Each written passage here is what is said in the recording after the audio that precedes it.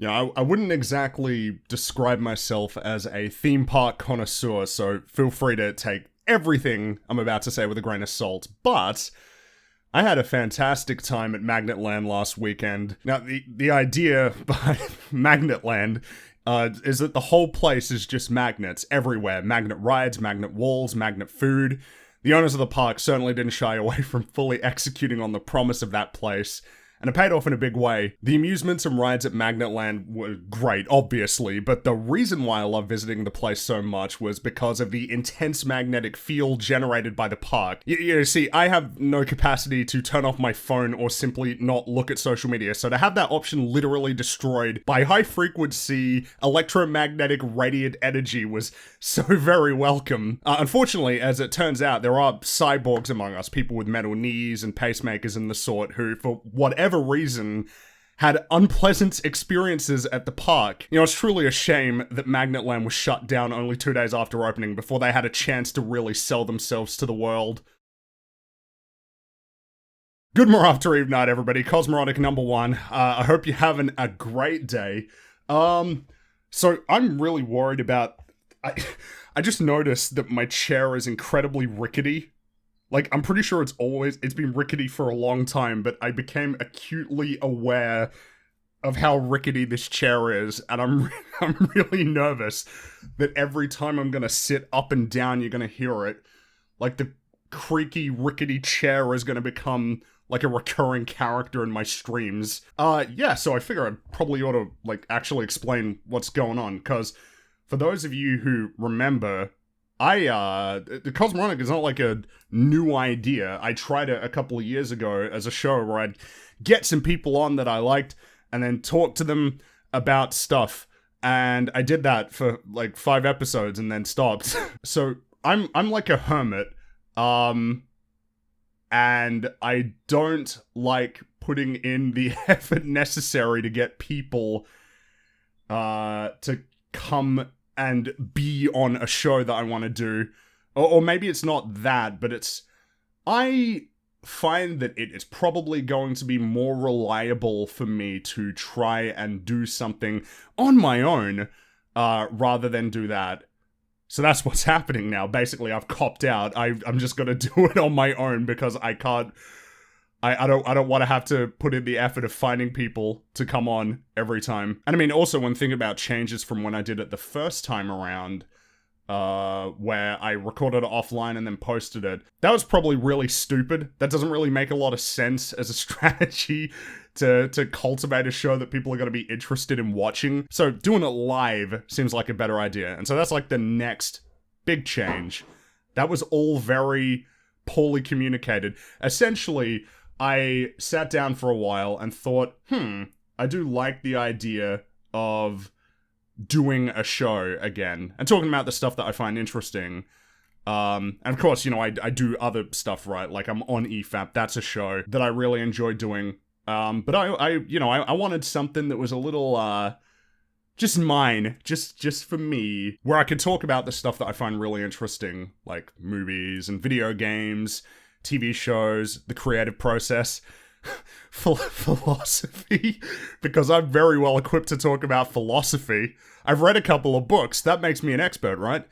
But I mean, I sat with that for a while, and I arrived at the point of, I like the idea of doing a show where I can sit down for an hour or two and explore basically whatever thoughts I had developed in that week. Things that I was thinking about, things that I'd seen, talked about, things that were in the news, like a movie that I had watched that week that I wanted to talk about. Not that I have so many incredible, amazing ideas that I could just, throw them out into the world. It's like the world needs all of the inane shit that Fringy thought about in the prior week. But I mean, I think I've got a couple of things worth talking about, I hope. I really hope. I really, really hope that I have something interesting to say. But I think it's going to be fun. I think it's going to be fun for people who have similar interests. Not even, just strictly liking movies and TV shows and stuff like that, but also an interest in the creative process, storytelling, I guess, artistic endeavors, trying to cultivate artistic skills. Not that I'm an expert at all, but maybe that's valuable, right? To have somebody who is trying to embark upon the same thing as a lot of other people are, of trying to like grow and develop those skills. And hopefully, in that case, this new relaunch of Cosmoronic is going to be valuable to you. I guess to address like the more fundamental, what is this show going to be about? What's the format? What can you expect? Essentially, you're going to have new episode every week, Tuesdays in Australia, Monday for most of the world, roughly 1 to 2 hours in length. It's going to be just me, sorry. And after we're finished, the episodes are going to be uploaded to the Cosmoronic YouTube channel about 3 days later. Chat engagement during like the main show, during this like segment of the show, is going to be limited. Not because I hate you, but because the show is structured.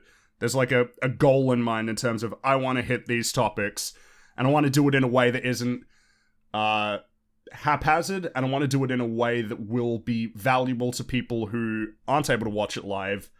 That like they're not going to feel like they've missed out too substantially. Of course, you people in chat right now, I'm looking at you right now. I can see you there. You're not hidden. You're not lurking in the digital bushes. I can see you there. You can hopefully get something out of it live, of just, hey, I'm here. Isn't that novel? And also talking to everybody else about any of the things that are like any of the ideas or topics or whatever that get brought up. But then after we're finished with like the main show, which is roughly 1 to 2 hours in length, we'll have a little after show where I'm going to play video games or just chill out for another couple of hours. And then I'll address like any sub messages or donation messages or anything that I saw in chat that was interesting. We can like talk about it a little bit more. I think that's a good way to basically make sure that whether you're a live viewer or you're watching it much later on, that you're going to get something of value from the show. We'll see how it goes though, because I am entirely ready to adopt changes when I think that they're going to be valuable. I'm happy to mess around with the format, try new things, and explore, just like try and build the show, right? I don't expect that it's going to be awesome right out of the gate, or even necessarily awesome ever, but we'll just keep working at it, and hopefully it provides something of value. I'm looking forward to it, and hopefully you all enjoy it. Well, that's it for me explaining everything to you. I suppose it might be a good idea to talk about something that isn't utterly inane. When it comes to discussions about like films and TV shows and stories in general, it feels like we often just end up naturally gravitating towards the more, why is this film shit? That feels like an easy realm to slip into, where you just end up talking about why things don't work. I think the reason why is because it's much clearer to us why things don't work rather than why they do. You know, in the sense that if you sit down on a chair and it collapses beneath you, that's probably going to be more acute in your mind than if you sit down on the chair and it doesn't collapse, because you expect things to work. We expect things to be good. And so when we watch movies, I think generally when we enjoy a film, we sit down and we watch it and we enjoy it. We're not often thinking about why it's working well, like the pieces that are working together to give us that experience, because despite the fact that, especially currently, there are a lot of movies that aren't particularly great, there is an expectation that stories are going to work. And I guess something that I've noticed because of that, like a byproduct of that, is that I often find that I'm kind of unsatisfied with perspectives on why things are great. It always feels like we don't have as much to say. If we're talking about why something's not working, I don't know, say for example, you're talking about like the problems with the time travel in Avengers Endgame, you can just like, rattle off all of the things that aren't working. You can be like, well, this doesn't make sense, and here's why. Here's the references for why this doesn't make sense. This character made this decision. This is incongruous with with the character's motives, and I can reference these scenes here. You just need to identify disconnects, breaks, anything that's like flimsy or loose. And I think that's easier to identify than this is a really strong example of character writing because we had all of these prior scenes that have established what this character wants, and we've seen what happens when those perspectives are challenged, and now here, at a peak moment of intensity, we see the decision that's made, and we've executed on an arc. That's a little more complicated. Which is funny, right? You'd think that we would be better at articulating why we like something than why we don't, but then again, we are human beings, and it seems like our main proclivity is to complain. And so all of this led me to a thought, which is, there are a lot of movies I like. I like a lot of movies. I do enjoy movies. And I noticed that I haven't often spoken at length as to why I like the movies that I like. I tend to, when I think about like my favorite movies of all time, I think about Saving Private Ryan, Hot Fuzz, Die Hard, and not often thinking about what it is that I like about them, because it's like, oh, well, they're great, obviously, right? We all agree that they're great. And I like the idea of going through a lot of those films that I tend to just default on as being really great and delving into them a bit more, rewatching them, thinking about what it is that works, and especially, it's the standard thing, right? The benefit of having seen the film before is that you know where everything's going, and you start to notice, and usually it's the case with great films, is, you notice all of the stuff being set up ahead of time. Like, you notice, like, the line of dialogue that's going to become relevant later, the setup that gets paid off later. That's usually something you see in stories with great structure. And so that was my agenda this week. I wanted to watch one of my favorite films of all time and just talk about what it is that I think about it that's so great. Now, you guys might remember that we talked about this like 2 days ago on the episode of EFAP, where we were talking about like good writing and what we value in writing, which is partly what motivated me to think about this subject. Now, I talked about Hot Fuzz then, which is one of my favorite movies, but I figure I don't want to retread on old ground, so I decided to watch Shaun of the Dead instead, which is another one of my favorite movies of all time. Basically, the Cornetto trilogy, I love the hell out of those movies. They're fantastic. And rewatching Shaun of the Dead just reminding me of how great that film is. When Edgar Wright films get talked about, it always feels like the conversation is dominated by, cinematography, the way that he uses visuals to tell jokes, which makes sense because it's something that he is uniquely skilled at, and it's unfortunately something you don't see that often in films. I mean, you've definitely seen it a lot in films before, but it's not as common. You see it a lot in animation, but not as much in like live action comedy films. And I do like my comedies, but I mean, those films are definitely distinct from a lot of other comedy films. Like they are uniquely high quality stories. And all three of those films bear similarities in terms of what works so well about them. And I think if you look at Shaun of the Dead, that's a really strong template for a blending of comedy and drama. Like a really strong blending of comedy and drama. It's something that I would like to think is a fusion that can work really well. And I mean, I guess it does, right? Because there are so many films that are comedies and dramas that like try to blend those things together. But I guess one of the things that really interests me, and it's something that I've noticed is kind of a blind spot, I'm not sure there's much of one anymore, is that there is a certain type of comedy drama blending together that really intrigues me, because I would like to be able to do that myself in terms of writing. And it's essentially the idea of a story that is through and through a comedy. Like, it's majority comedy. That's the main focus. It's trying to make you laugh most of the time. But at the same time, it's trying to achieve really dramatic emotional payoffs. And it feels like we're starting to see more of that, but then we have examples that I don't think work very well, like BoJack and Barry. Those feel like pretty clear examples of shows that are trying to do that I think the comedy seriously compromises the drama to where, like, the drama just isn't a significant enough portion of it.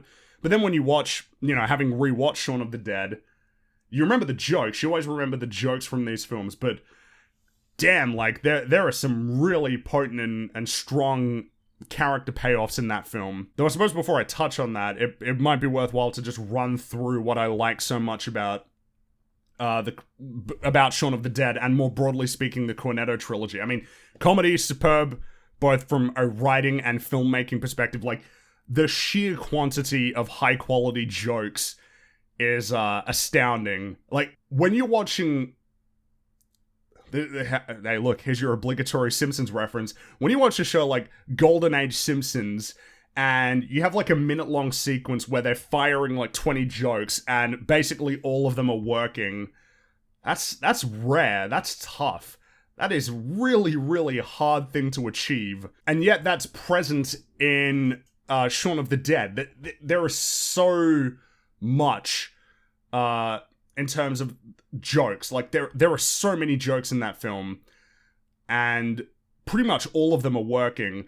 And it's not like they're repeating the same jokes over and over and over again. There's recurring jokes for sure, but the actual structure of these jokes is constantly changing. Like in the opening scene, when we're playing with visuals and cutting to different characters that we didn't realize were hidden off camera with their own perspectives, shipping in with their own perspectives.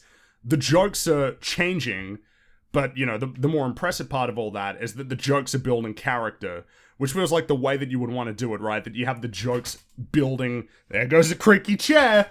You might not have heard that, but I did. And now that I've called attention to it, you're probably listening out for it. Good job, Fringy. You look at a lot of the jokes in Shaun of the Dead, they're all like building character. They're telling us something about these people. And it's not necessarily just what they say, it's also what they do. It's also like the framing and the sound design is informing the perspective of the characters. And damn, is that impressive. That's really impressive to be able to achieve that. That, to me, shows, like, a lot of effort and forethought was put into the writing. You know how, like, when you watch a film and you can tell that the dialogue is really tight, and you just get this distinct feeling that it was, like, refined and polished. And until basically there were no refinements that could be made. It's like something you see a lot in, like, Aaron Sorkin films, like The Social Network, where it doesn't feel like there are any of these lines that are really unrefined. They feel like they've been refined and revised over and over and over and over and over again. That, like, no line of dialogue from the first draft, except for a few key, strong lines, survived until the final draft because they kept getting revised and developed. That just permeates Shaun of the Dead. There's so much of that in this film. And I think it's indicative of nary a second wasted. Not a single second wasted in any of these films. It feels like we're not wasting any time at all. We're making sure that every line is advancing something, whether it's advancing character or advancing the plot. Which again is like another hallmark example of great dialogue, when you are constantly achieving multiple things at once. I can't remember exactly where it comes from, but I've always liked it as a writing principle, that there are like 6 or 7 things that dialogue can achieve all at once. Like, dialogue can advance the plot, it can reveal character, it can be laced with subtext, it can tie to the theme, and that the idea of the idea being that you can achieve multiple things at once with dialogue, it means that you're not wasting time.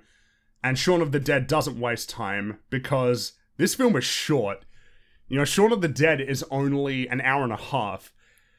Yet it feels like we achieved way more than an hour and a half's worth of character. I know that I glossed over it before because it's the thing that everybody talks about, but Shaun of the Dead has, like, wonderful cinematography, great sound design, super inventive use of imagery and sound. Like, there are so many gags that just employ really creative use of imagery. And I remember that it was really noticeable during the first, like, 30 minutes of the film. While we're setting up the zombie apocalypse. Like, we're gradually building towards the apocalypse with, like, we're edging our way there with gradually more ominous visuals, gradually more ominous sounds and things happening in the background. And a lot of it is in the background because we're like hyper focused on Shaun. We're watching what's happening with Shaun and his relationship with Liz and what's going on with Ed, and we try to stay focused on that. And yet at the same time, we're still gradually introducing elements of the apocalypse. You know, we see examples like we see because you know the standard thing that we see, you know, in like a lot of zombie movies is the we see the, you know, news reports. We have the news reports of, oh hey, here's the zombie apocalypse, is getting out of control, watch out, ooh. It's so uncreative. I know it's World War Z, right? The peak example of that, where the entire intro sequence is basically just is basically entirely just showing us news footage. So it's like, all right, there you go, now you're caught up, right? You got no more questions? All right, let's get into the story. And it's such an uncreative way of introducing us to the zombie apocalypse. Whereas in Shaun of the Dead, it leverages the news, you know, the news introduction of information to the story, but it's doing so very, very gradually. And it's often in the background. And I mean, you can hear it, but then there'll be like visual jokes that they cut to in terms of like flipping between channels and having all of the lines of dialogue just stacked up, using different footage, which is really creative. But I mean, it's more so just that, as we have Shaun like going to the shops and then going to work and riding home on the bus and then going to the Winchester, where we just gradually start to notice that things are beginning to break down. People in the background are acting strange. Like, I remember the homeless guy out in the background, when he goes to work on the bus, everybody kind of looks like a zombie, but in a normal way. Like, everybody's sort of blank and not paying attention. Just zoinked out, essentially. But then when he's coming home on the bus with the exact same shot, we're starting to notice that people are getting ill, coughing and everything. And then when he's going to the Winchester, when they sees a loving couple behind them, and then his headlight creaks to the side, and the guy that they think is drunk, who is clearly a zombie, and just the fact that none of the characters are noticing it, we're still staying very focused on Shaun, and then in that scene, focused on Shaun and Ed. But meanwhile, the story is evolving in the background. It's a really good example of environmental storytelling in film, which you definitely see. It shows a level of intentionality that I think permeates the entire film. And I mean, you see that intentionality, as I was talking before about like the structure of the story, in terms of, you know, you can tell that they were building towards something, that they were working hard to make sure that all of that had been set up. With some of the strongest examples of reincorporation in basically any film, it's something that all of the Cornetto films do so well. It's just reincorporation of, we're going to have a little line that at first seems like a joke, and then we're going to repeat it again, but in a brand new context, and then we're going to repeat it again in a brand new context, that it's all setting things up. One of my favorite examples in the film is the front door gag, where it's mentioned at the beginning of the film. I think the character's called Dave. Should have written his name down. Dave, when he mentions, you know, like that the front door is open, and then it's just kind of ignored, and then in the middle of the night when he's pissed off that he's been woken up, screaming that the front door is open again. And it's, you know, you just laugh at that, and it's like, this is funny. But then, obviously, the last time that we see it, the front door keeps getting left open, and so a zombie is able to just shamble through the door. Now, that is impressive sort of on its own. You know, that's standard, what we consider good writing. But that's, like, not the only example. There's several examples in the film, because, of course, the more notable example is the gun in the Winchester, just flat out Chekhov's gun. We set up the gun in the first act, the gun goes off in the third act, and it's not even as simple as that, because we play around with the idea that the gun doesn't work, that he's going to pick up the gun and try and use it, and it's not going to achieve anything. And then, you know, we do several jokes with the gun as well. And then there was the flowers in the bin, when Shaun goes to get the flowers for his girlfriend Liz, and then after he gets dumped, he drops them in the bin in front of the Winchester. And then much later in the film, like 40 or 50 minutes later in the film, Shaun's mum picks up the flowers in the bin and realizes that they're for her. And then she realizes they're for her. She holds onto them for like another 20 minutes. And then, when she dies because she's been bitten, she just mentions like, "Oh, thank you for the flowers you got for me." Like, you didn't have to do that. You didn't have to do that.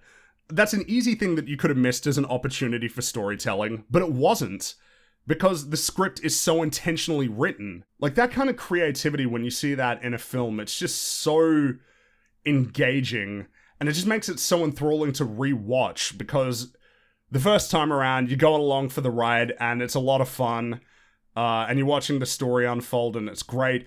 But then when you go back and watch it again, it's just so clear how we're setting up the pieces to lead us to that conclusion. It's really fun to see. But I mean, when you think about Shaun of the Dead, and why I love that film so much, and you know, what it is about that story that I find to be so impressive, ultimately, what's great about Shaun of the Dead and all of the Cornetto trilogy films is that, aside from being great comedies, aside from showcasing really inventive and creative cinematography and sound design, great music choices, what is fundamentally working about those films is that they've got great characters. It just affirms to me that great characters are at the core of storytelling, that you need a story to have strong characterization to really carry you through and to propel you through. Good jokes make for a fun time, obviously. The core thing is that the story is engaging because we have characters who are incredibly well realized.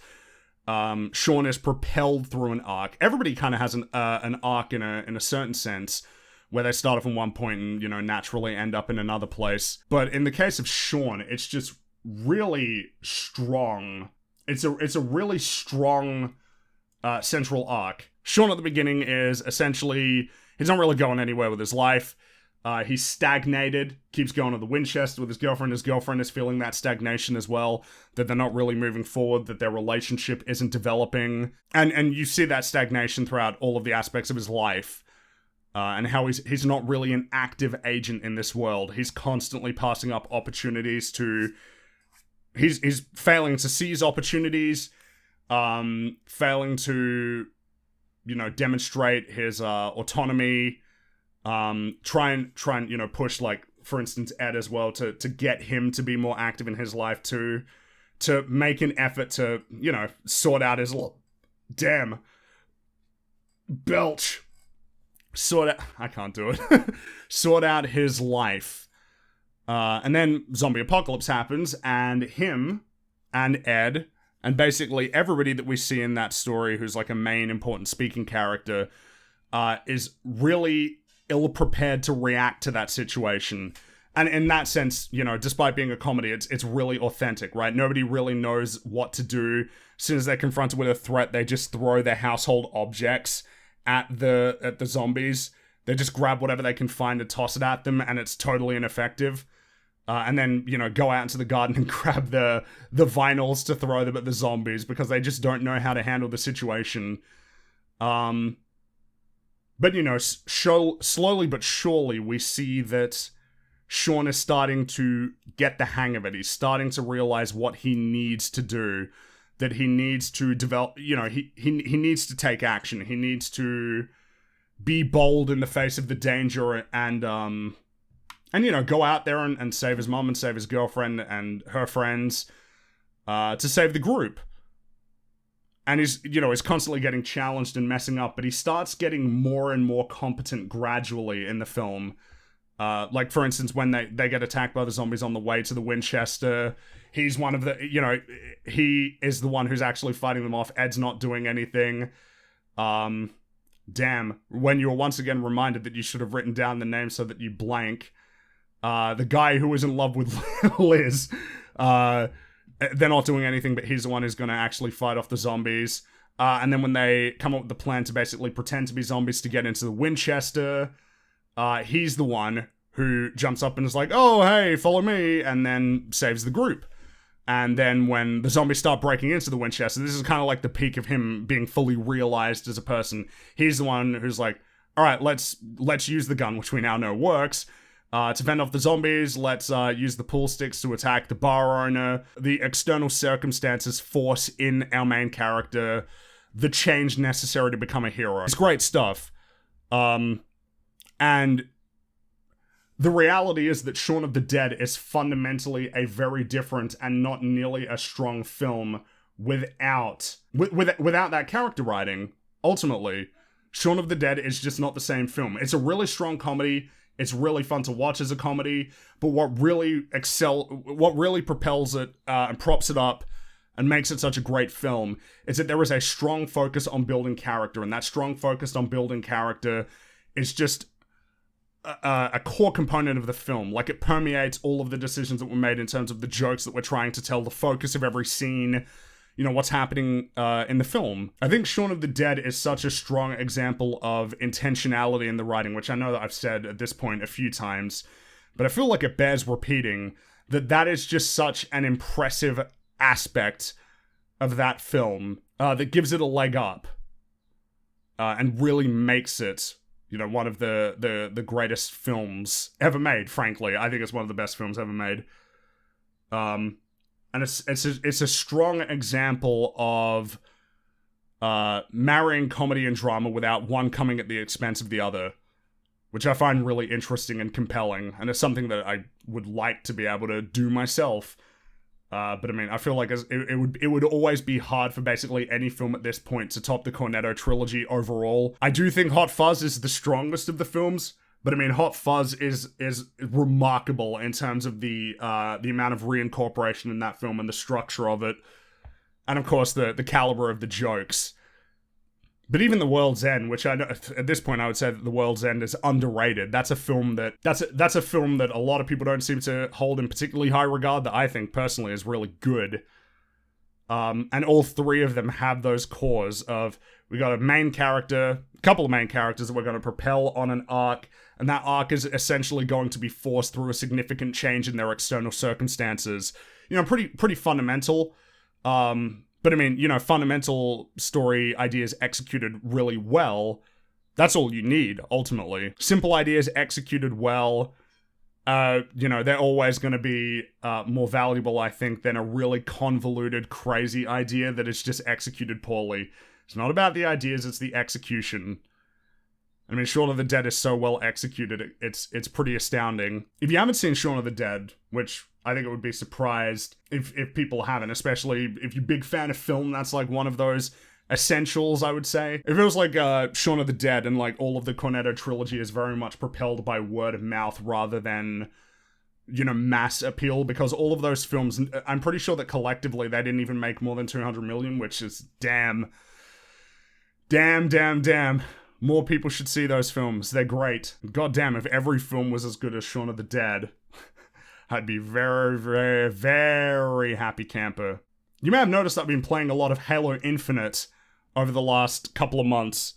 So far, I think I've put about 100 hours into that game. I've now finished the Battle Pass, the very well-designed, awesome, great Battle Pass that is without flaw and requires no further changes. It's perfect just the way it is. I've been thinking about what it is about that game that I'm just finding so frustrating, yet at the same time, why is it that I keep playing it? I feel like I've always had essentially the chill out game that you just sit down and you play, you know, like the chill out game that you don't really put much thought into. You're not hyper engaged while you're playing it like you would be when you're playing a single player game, like a narrative driven game for the first time, or like a stealth game or an RPG. You know, it's a game where you can just jump in, not a big time commitment, and just shoot the shit and have fun and unwind. And, you know, there's always been things that have filled that slot for me. Usually it's multiplayer shooters, but not battle royales, which means that over the last few years it's been really hard to find that chill out game.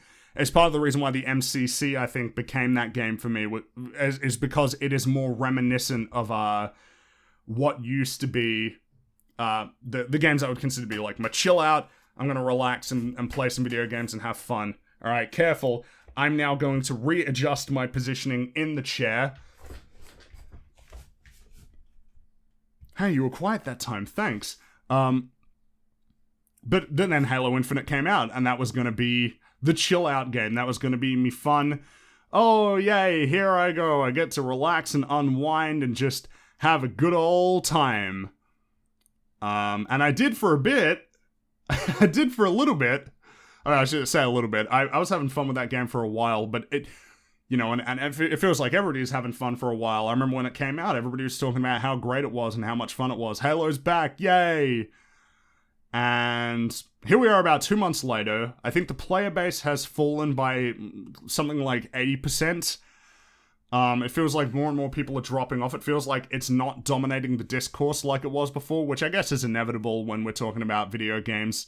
At launch, everybody's playing, everybody's talking about it, it's the big new thing, but then give it time, and then it kind of slots into almost its natural state of popularity. You see that with a lot of live service games, right? Where they slot into a pretty consistent level of engagement from the audience, a certain engagement from players, a certain amount of interest in terms of people talking about it.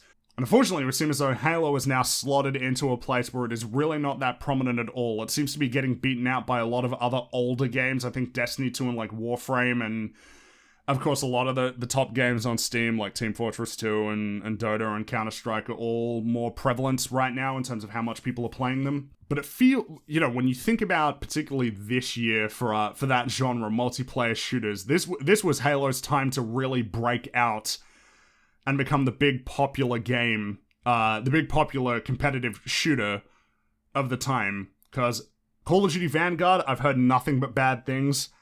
From what I've heard, Call of Duty Vanguard is a mess. It's not really anything at all.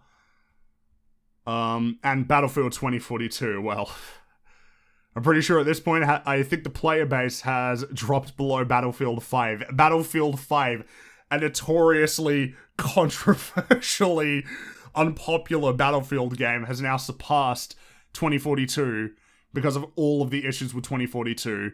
And from what I understand, the issues of, because I haven't played it, the issues of 2042 extend beyond just the fact that it's not working, right? The fact that it's really buggy and it's got all these technical issues.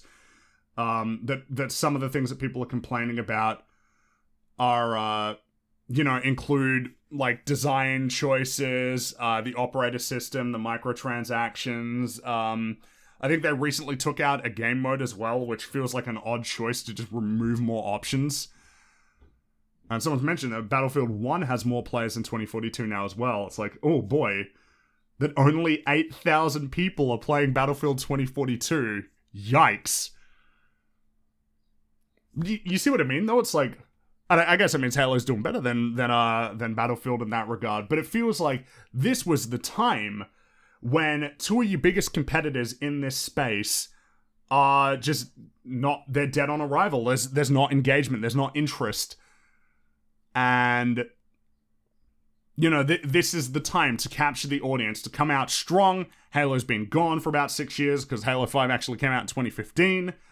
We're going to return to our roots, which seems to be a common piece of marketing jargon for games now. We are returning to our roots. We're going back to our roots. We want to be like the first one again. You all like the first one, right? And that means that Halo was in a position where it really could have shined. Unfortunately, it's just not. And there's a reason why, and it's because that game is just deficient in some big ways. The general observation that I would have of Halo Infinite is that the core gameplay is great, but every other element of that game is significantly lacking. We got a really great base. It's a really fun game.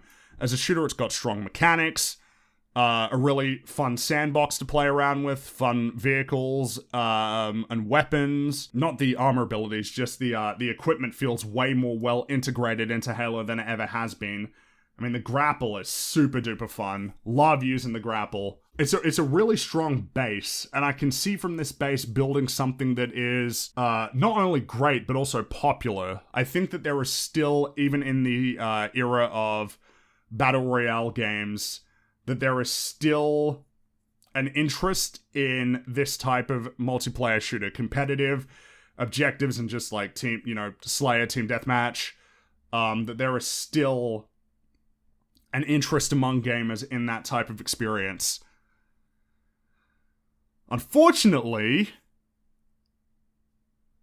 we just got some big problems in this game. You know, it's the one that everybody talks about the most, but the progression system is just bad. It's really bad. Especially compared to the prior games. Halo Reach feels like the gold standard in terms of progression. Nothing's ever really come close to it, but even the last games didn't have systems this broken. And it feels like the big reason why that's broken is a big reason why there are a lot of issues with the game, but we'll get back to that. It took entirely too long to unlock stuff, and even with the new changes where you get XP for every match that you play, it still took a really long time. Like I said, I beat the Battle Pass, but it took me about 100 hours to do that. And considering the amount of things that I have unlocked in 100 hours, yeah, I don't know, it feels a bit deficient. It feels like I should have been able to unlock more in that time. You know, it feels like if I was playing another game, after 100 hours, I would have unlocked, like, dozens of attachments. You know, dozens of helmets, chest plates, visor colors. But there are so much that is still not available to me. I wonder why that is. Another issue with Halo Infinite, which I think, you know, at this point I think it's safe to say, and I think it's been talked about in reports and stuff like that, that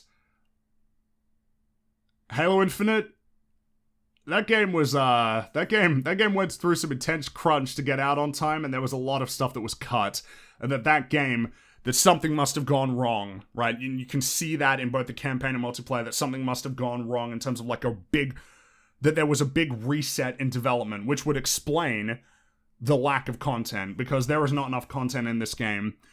When you think about the amount of modes and maps, at launch, it's improved on the mode side, but at launch, there was a startlingly small amount of game modes. I think the only game modes at launch were Team Slayer, Capture the Flag, Oddball, Territories, and then the couple in Big Team Battle was like Strongholds, I think, and then it was Territories in Big Team Battle, and then the Stockpile, which I don't like, and then just, you know, Big Team Slayer. When you compare that to the amount of modes that you had in the likes of Halo 3 or Halo Reach, especially in Halo Reach, you know, where's one team, you know, where's Bomb Assault? Where's King of the Hill? Where was Free For All Slayer at the time? Where was SWAT? A few of those things have been added in now. You know, some of those have been added in now, but we still don't have those big objective modes, because I would guess that those are a lot harder to implement than SWAT or Free For All Slayer. The amount of maps is an interesting one, because there are 10 maps, which isn't bad in terms of a selection, yet at the same time, I guess the problem is, if we don't have Forge at launch, and seemingly we're not going to have Forge for a long time, and if we have no firefight or co-op mode of any kind, and you know, I didn't like it in the other game, but Halo 5 had Warzone, which was like a big new mode. You sit there and you wonder, just, where has the lack in the other aspects of the games translated to here? I do like the maps. I'm not as big of a fan of the Big Team Battle, but I found it really hard to play Big Team Battle matches for whatever reason. It just doesn't seem to be working well for me. Maybe they fixed that. But like 10 maps, and again, a game that ultimately, you know, whether or not it was directly 6 years of development, it's been 6 years between them. It's like double the time between any release of a major Halo game ever. They've always been like 2 or 3 years apart, mostly 3 years apart. And yet, you know, that lack of content. the lack of content in the multiplayer that's there, but also the lack of other, content like Firefight or a comparable co-op mode, Forge. The lack of Forge means that there is no ability for the team to rely on the community to develop and create the maps that people are going to be playing as well, which exacerbates the problem. And, ultimately, the game, it doesn't matter how robust the core mechanics are. If there just isn't enough content, then people are going to drop off. And it was made even worse by the fact that having all of the 4v4 team modes grouped together that I can't choose between them. Oh, hey, I need to get challenges for capturing flags and capture the flag. Oh, do you want to play Oddball? No, I do not want to fucking play Oddball. Here you go. Here's 6 Oddball matches in a row. You love to see it. That isn't... I get it. You're concerned that people are not going to be playing objective modes if you split them off into their own playlist. But you got to give people that choice. And if the game mode dies, it's probably better to let that game mode die than to force people who don't want to play Oddball into playing Oddball, because if you do it enough, the people are just going to stop playing the game, and that is absolutely not what you want. You want a player base playing Team Deathmatch, or Team Slayer, more so than you want less players who are playing all of the modes. But why? Why? What could be the source of many of these problems? And I mean, why should I even complain about these problems? It's free to play. It's a free to play game. I didn't have to pay anything to play it. So what's the problem? Halo Infinite is seriously compromised by the live service model, and I think you can see how the live service systems in that game have compromised every other aspect of that game. It is very clear looking at that game that a lot of the decisions that were made in terms of how the systems would work, in terms of the challenge system and progression, that a lot of the reason why everything is the way that it is... That's a lot of is's in one sentence. I'm about to add another one. Is because we want people to buy microtransactions. We want people to engage with the season pass. We want people to be really focused on the cosmetics and buy into those cosmetics. You could see that, right? These little intro animations and the final poses and everything like that. The fact that we don't have red and blue teams anymore because we want to emphasize that people can have colors and things like that, so instead it's a red and blue outline instead. We got to remind you of all the things that are in the shop. We got these events, and these events, you can unlock some things, but some of the other things you got to get in the shop. A lot of the things you just got to get in the shop. It's been talked about how microtransactions significantly affect the idea, cohesive art styles, that those are really much harder to find now, because we need to encourage microtransactions, and the big way to sell microtransactions is to give people really crazy bombastic costumes and things like that. And that results in the cat ears, that results in the crazy samurai stuff. We gotta have people running around as crazy samurai Spartans. I was thinking as well about how, you got the Battle Pass system and the XP thing, and the challenge system. Eventually those challenges expire and you can beat them relatively quickly. I've done that a few times for the weeklies, and then that's it. You're just playing and you're barely making any progress at all. But you can buy XP boosts. You can unlock them, but you can also buy them. You can also just you can pay to level up. That's a little bit cringe. It feels to me now that a lot of big budget multiplayer games are very data driven. The goal is, how do we maximize player retention? How do we maximize the engagement with the live service model?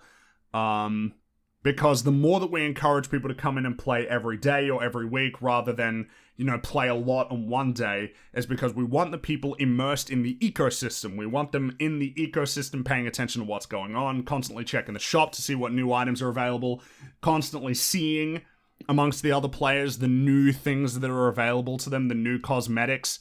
And we'll show them off at the beginning so that you can really notice them and you want to buy them. And even as simple as just not giving people the ability to change their colors.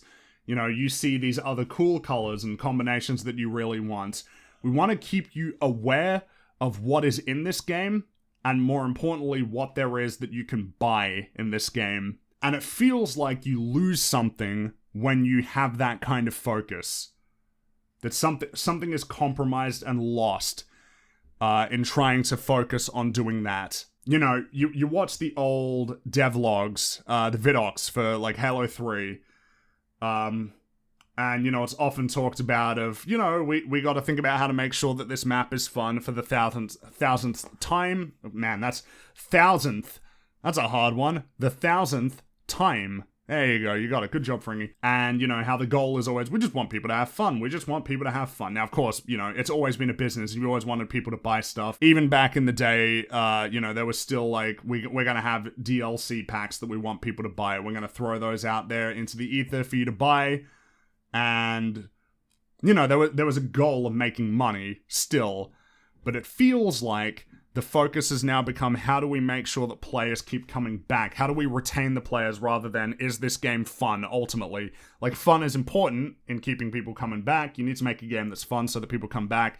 But it almost feels secondary to the goal of retention. And the reality is that, like, a lot of the live service model is oriented around retention. How do we keep players coming back with seasonal events and things like that to make sure that they keep engaging with the microtransactions? I'm pretty sure Halo Infinite had a development team well in excess of 500 people. By comparison, I think Halo 1 was developed by a team of no more than 40. I think Halo 2 was about 60. And Halo 3 was around about 100 to 125. Now, when a game is being made by a smaller number of people, it means that each individual person has more of a stamp on the game that they're making. They have more of there's more of themselves and their ideas in that game. But now, just by virtue of how big these games are and how many people you need to produce the assets, because, you know, one person used to be able to make a whole bunch of assets in a game. Now, because of the amount of textures and polygons and the amount of content that'll, you know, like, it's just become harder and more expensive and takes longer to develop essentially equivalent content that looks much better. And, you know, whatever the blame game is for why that's the case, the reality is that the audiences, you know, gamers in general are pretty receptive to visuals. You know, visuals are important, and there is, at this point, basically an expectation that video games are constantly going to be improving visually. They're going to be pushing the boundaries.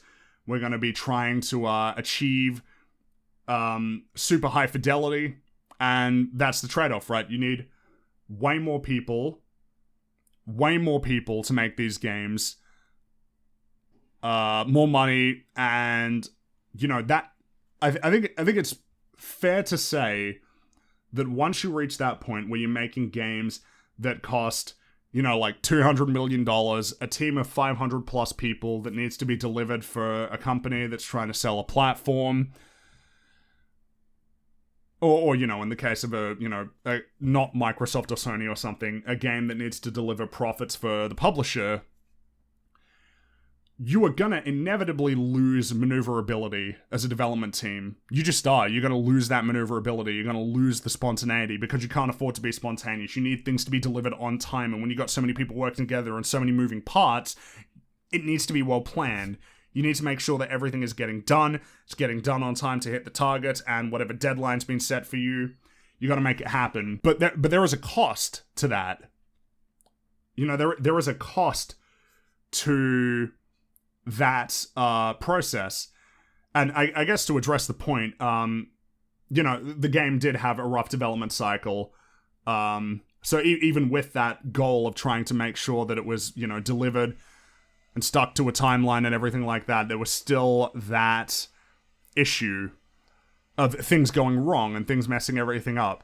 But I guess I would say that it would seem like the philosophy of this game, and probably basically all AAA games at this point, is that it needs to work. You need to make money. You can't take risks. You can't take big risks on like a $200 million project. That's just, you can't. You just can't. You can't be risky with something like that. It needs to make its money. It's too big an investment to not have a return, and a big return. And there's an expectation that it's going to have a big return, you know?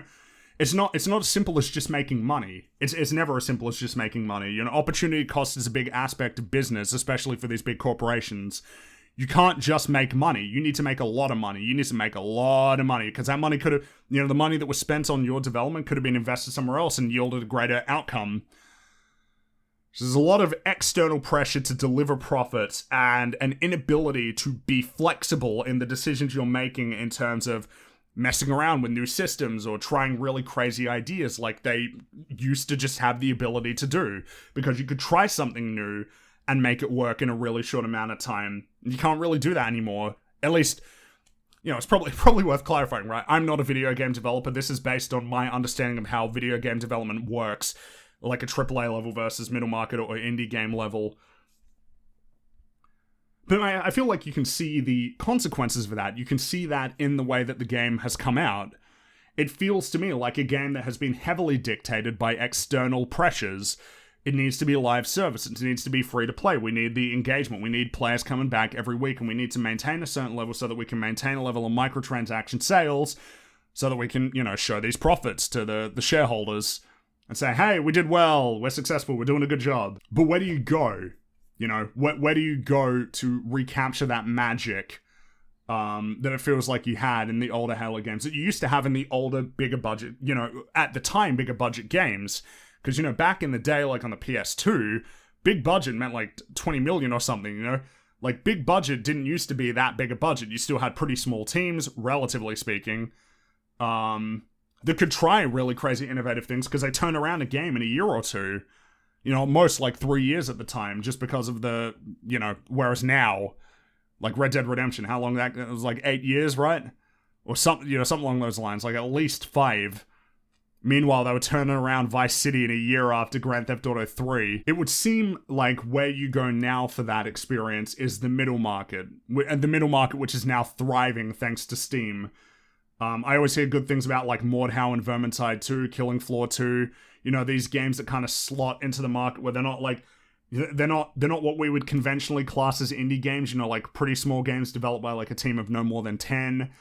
But they still don't slot into the massive, like, big budget, crazy blockbuster stuff that you see from, like, Rockstar or Activision or EA or Ubisoft.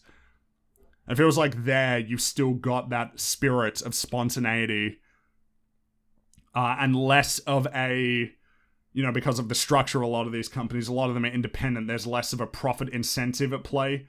Of course, you got to make money, but feels like there's less of those pressures that are so significant in how they influence development. It's a shame, because Halo Infinite is a great base. You know, the conversation surrounding Halo Infinite, it is dominated by negativity, but, you know, the game plays great, looks and sounds amazing. It offers a really good core experience, and probably the strongest core experience that 343 has delivered in terms of their Halo games.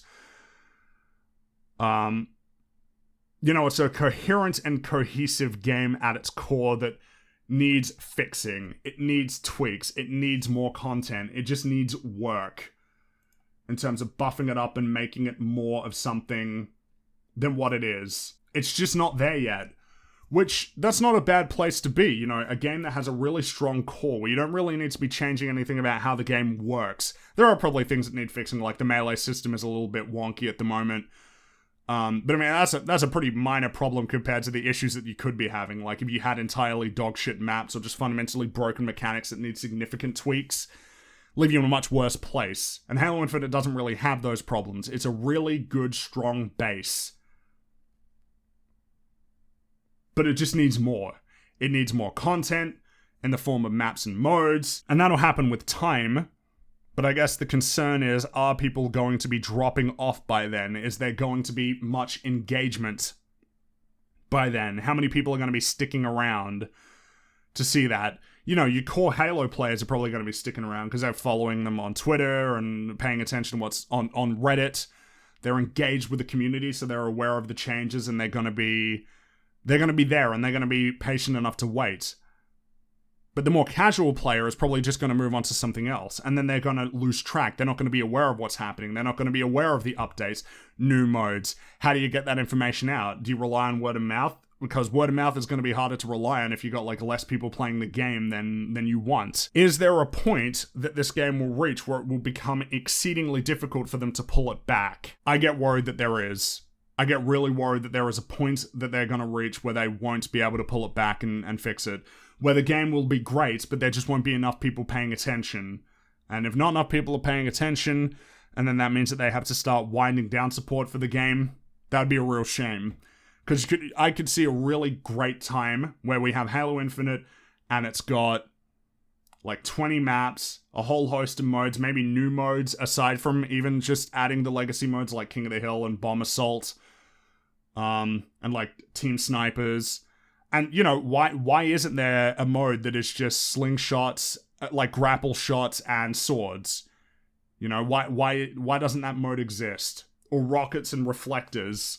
Why don't we have these crazy batshit modes in the game? They should be here. That'd be really cool. It's just not there yet. It's not there. And it really just isn't there, and it's a shame. It really is a shame. You got a really great base. Just needs a lot more stuff. Maybe that'll come soon, but I get a little bit nervous, especially since this season is supposed to last until May.